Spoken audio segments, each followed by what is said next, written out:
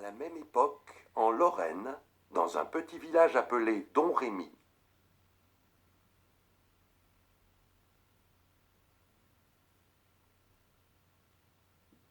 vit une jeune bergère, Jeanne d'Arc.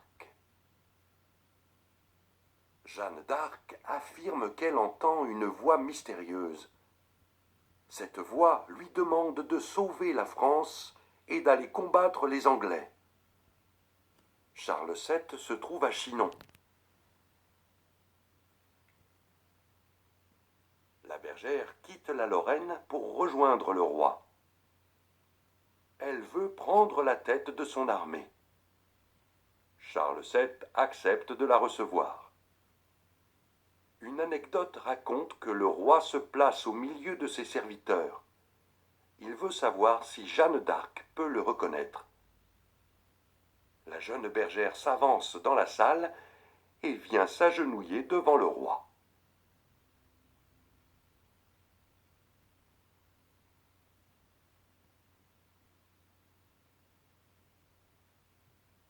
Charles VII fait alors confiance à Jeanne d'Arc et lui confie son armée. Elle libère la ville d'Orléans. Jeanne d'Arc devient célèbre. Mais elle est aussi la pire ennemie des Anglais. Elle veut montrer au roi d'Angleterre que Charles VII est le seul roi de France. Elle aide celui-ci pour qu'il soit sacré roi de France dans la cathédrale de Reims, comme tous les autres rois.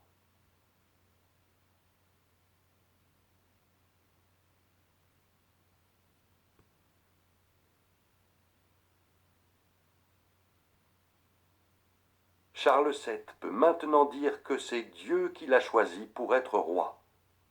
Jeanne d'Arc est capturée en 1430.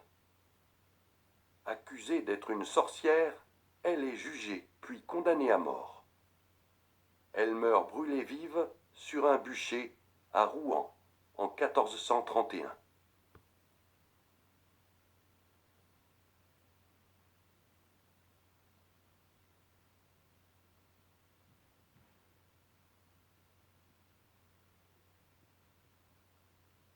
Jeanne d'Arc a redonné du courage aux Français qui vont gagner presque toutes leurs batailles. La guerre de Cent Ans prend fin en 1453. Les Anglais ne possèdent plus que Calais, qu'ils finiront par quitter un peu plus tard. Mais le royaume de France est complètement dévasté.